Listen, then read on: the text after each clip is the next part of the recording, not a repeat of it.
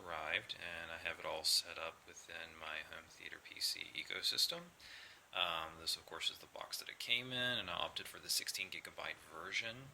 There is also a 500 gigabyte option that would give you more storage space, obviously, for your games and other media content. Both versions come with this game controller, which you can utilize to control the Nvidia Shield Android TV kind of as a TV remote, which is a little bit odd using a game controller in that way, but both versions come with this. It has up and down for audio. It has your typical Android Lollipop user interface design features, so back and home. This is, of course, the Nvidia Shield button. You tap that, and that will turn it on and connect it with the device. And then it, of course, acts as a familiar gaming controller. So with your knobs and your buttons and your rockers and your triggers there on the back. Also has a plug-in for an audio, so it's got an audio jack. That way you can wirelessly listen to what's being played on the TV. This, of course, is where you would plug it in order to recharge the device.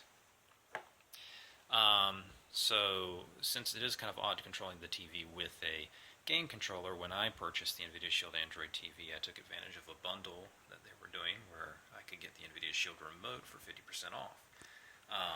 And it's a very simplistic device, very small, very light.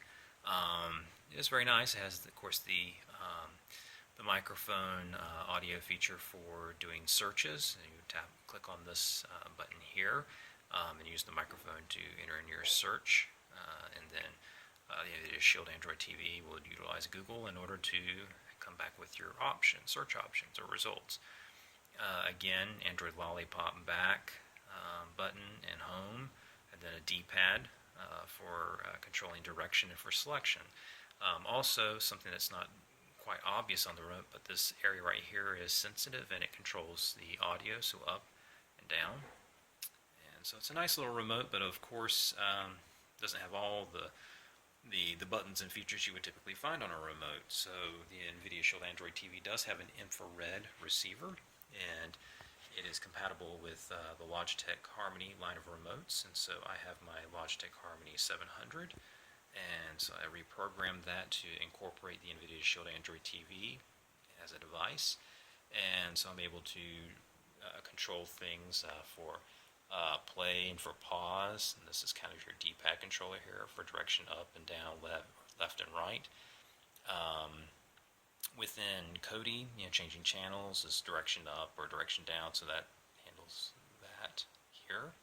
And then the Sony AV receiver for volume up and down, rewind, fast forward, that works both within Kodi and also within Plex. Let me see here. You can change the sound field on the Sony AV receiver here with this. That's what I have that program for. I have menu programmed to be the home button, exit to be the back, and then the numbers, I have them programmed for the Nvidia Shield numbers.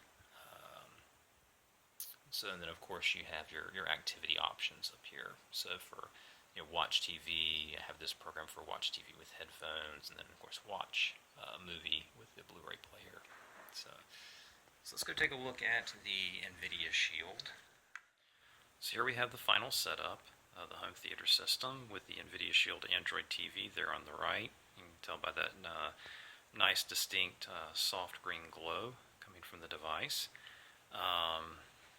It's actually a very small, lightweight device. Fits very discreetly within your current home theater setup. Let's come around back here and we'll take a look at some of the port options that we have. Probably should have done a video of this before. We've got everything plugged in, but it's already in there, so it is what it is. Here you'll find on the back side you have, that's a power cable there. This is HDMI, which is HDMI 2.0, and the cable was included with the device. This is a Gigabit Ethernet port, and I do everything in my home theater set up on wired Ethernet. It also has has 802.11ac wireless network connectivity if you want to take advantage of that. But when you're wanting to stream large MKV files, such as with a Blu-ray, then you'll want to have wired Ethernet. That's the best way to go there. There are two USB 3.0 ports on the back. One of those ports is currently being occupied by one of the chargers for the remote or for your the Nvidia Shield gaming controller. Then there's also a micro USB 2.0 port, and then a micro SD card expansion for your expanding your storage capabilities. On the back, there's also a heat vent, so to keep things nice and cool. The device is running the Nvidia Tegra X1 processor, and it has 3 gigabytes of RAM. So it's a nice beefy machine. It'll handle those games just well. It's also capable of 5.1 and 7.1 surround sound audio pass-through the HDMI port. It is a 4K ready device, so if you wanted to watch your Netflix 4K streaming on your 4K TV, this device is capable of that. I think I mentioned it's the 16 gigabyte option. There is also a 500 gigabyte option if you wanted to go for $400 more. You can get expanded storage that way.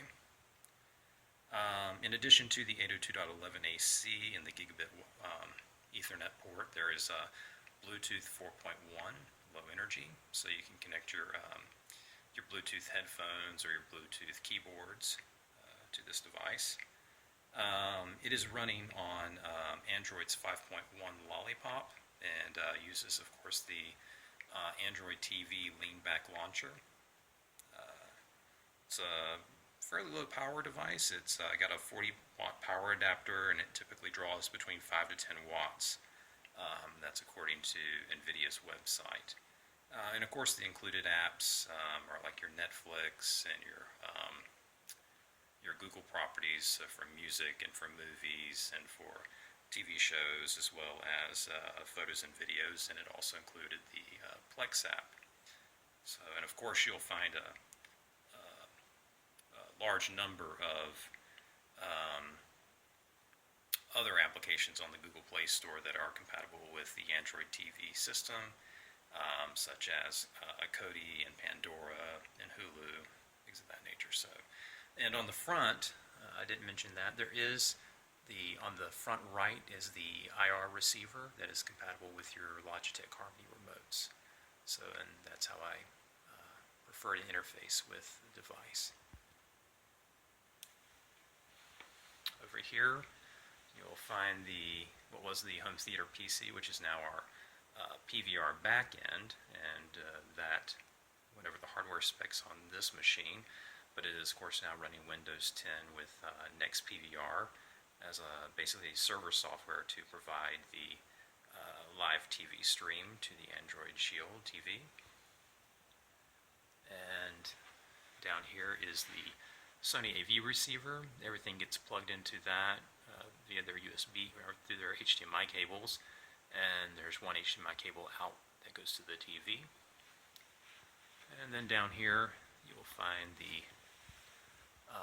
FreeNAS media server that is providing about a little over 7 terabytes worth of storage, and it also has the Plex media server plug-in. So that's how everything's all set up. Now we'll take a look at the Nvidia Shield Android TV interface and how things operate in there, and then I'll also take a look at Next PVR and how that's running on the PVR backend.